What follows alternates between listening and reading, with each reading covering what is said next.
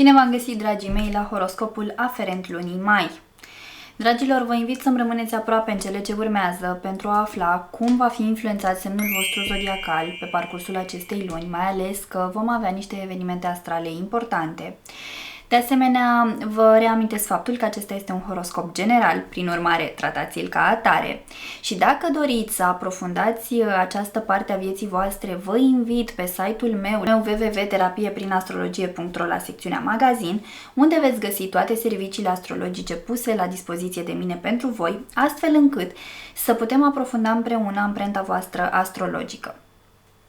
Totodată, dacă vă cunoașteți ascendentul zodiacal sau luna, amplasarea lunii în harta voastră natală, atunci vă sfătuiesc să urmăriți și videourile aferente acestor elemente astrologice, astfel încât să căpătați o imagine cât mai amplă a modului în care această lună vă va influența.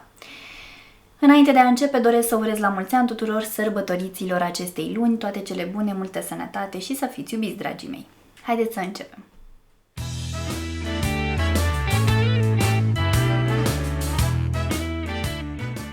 Bun găsit, dragi nativi ai zodiei Balanță, și bine ați revenit la horoscopul aferent lunii mai.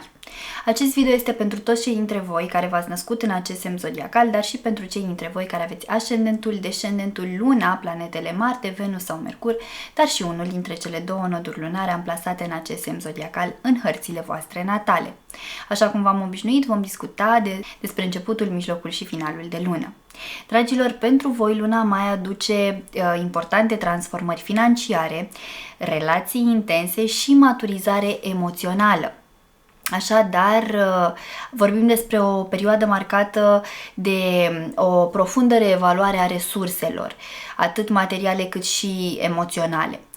Așa că, cu Pluto retrograd în Vărsător, vi se va activa segmentul iubirii și al creativității, iar cu trecerea lui Saturn din Pești în Berbec, se pregătește pentru voi o nouă serie de lecții serioase în zona relațiilor de cuplu și a parteneriatelor pe termen lung. Așadar, începutul lunii, cuprins între 1 și 10 mai, vă invită să vă gestionați mai bine resursele financiare și să intrați în introspecție. Pentru voi, soarele în Taur vă tranzitează zona transformărilor profunde, a subiectelor tabu din viața voastră, a banilor pe care îi aveți la comun cu partenerii de cuplu și a intimității dintre voi doi. Este o perioadă intensă în care sunteți chemați să priviți cumva cu luciditate, cu claritate mult mai mare ce atașamente din viața voastră ar trebui eliberate și unde este cazul să mai renunțați la control. De asemenea, așa cum v-am spus, se reactivează sfera aceasta a relațiilor de iubire, a modului în care vă manifestați creativitatea și a felului în care interacționați cu copiii acolo unde este cazul. Pentru că toate acestea pot trece printr-un întreg proces de transformare în viața voastră și ar fi bine să dați voie ca aceste lucruri să se întâmple, adică să fiți mai maleabili. Totodată, cu Mercur care va trece în zodia Taur începând cu 10 mai, aveți posibilitatea de a vă clarifica anumite aspecte financiare mai delicate, da? Pentru că Mercur în Taur vă invită să găsiți soluții pragmatice, să comunicați într-un mod armonios, într-un mod clar, într-un mod în care să găsiți soluții pentru eventualele probleme pe care le aveți. Ca și recomandare, v-aș invita să evitați riscurile financiare de orice fel și de asemenea să analizați profund relațiile din viața voastră care implică tot felul de dependențe, codependențe și așa mai departe.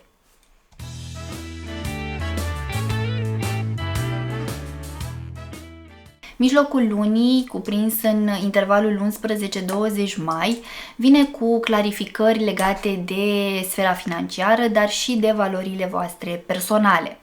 În data de 12 mai vom avea faza de lună plină din zodia Scorpion, iar în cazul vostru aceasta va activa sfera stabilității materiale și emoționale, a legăturii voastre cu tot ce are legătură cu talentele voastre ascunse, cu abilitățile voastre native, dar și cu restructurarea sistemului vostru de valori și principii. Este momentul să vă puneți în ordine planul financiar, dar și să vă redefiniți sistemul de credințe pe care îl aveți. De asemenea, aveți ocazia de a negocia sau de a atrage cumva resurse externe, fie obțineți anumite colaborări cu persoane din afara țării, fie vă redescoperiți sau vă descoperiți anumite talente ascunse și doriți să vi le puneți în valoare astfel încât să vă sporiți veniturile. Important este să fiți atenți la contracte, dacă aveți de semnat contracte, să citiți de 2-3 ori înainte de a semna. Așadar, concentrați-vă pe ideea de stabilitate financiară și nu vă temeți să cereți ceea ce meritați.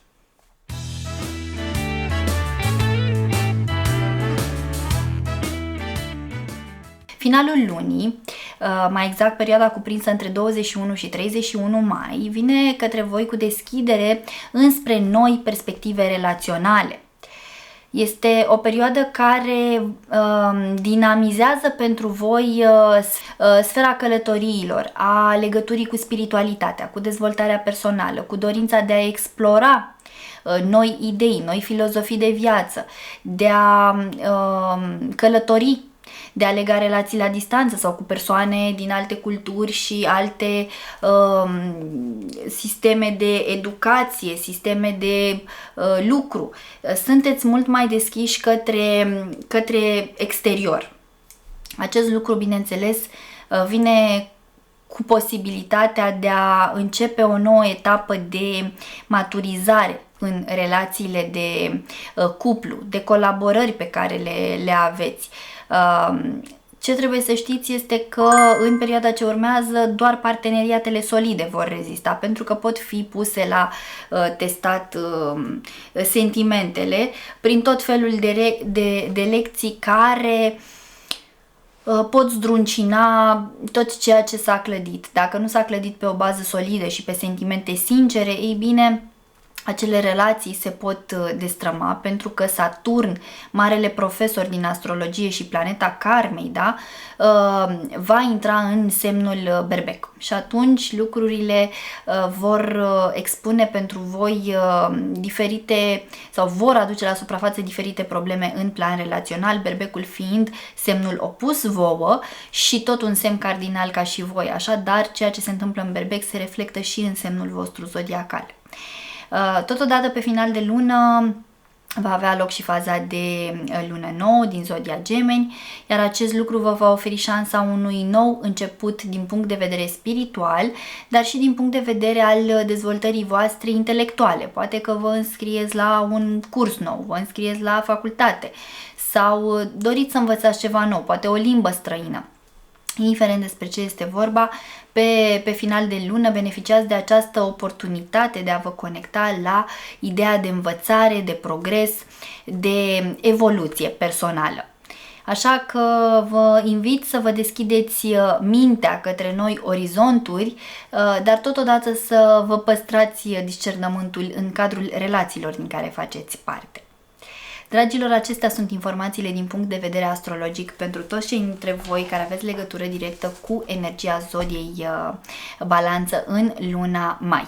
Așa cum v-am obișnuit, am să extrag și un mesaj sau mai multe de la cărțile Oracol.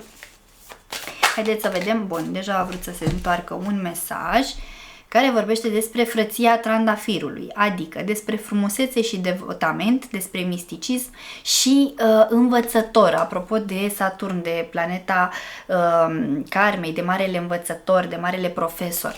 Deci aveți nevoie să vă transformați conform acestui card prin frumusețe și devotament, dragii mei. În speranța că mi-ați rămas aproape până la finalul acestui video, vă mulțumesc și vă invit să apreciați și să distribuiți acest video tuturor celor cărora credeți că le va fi de folos.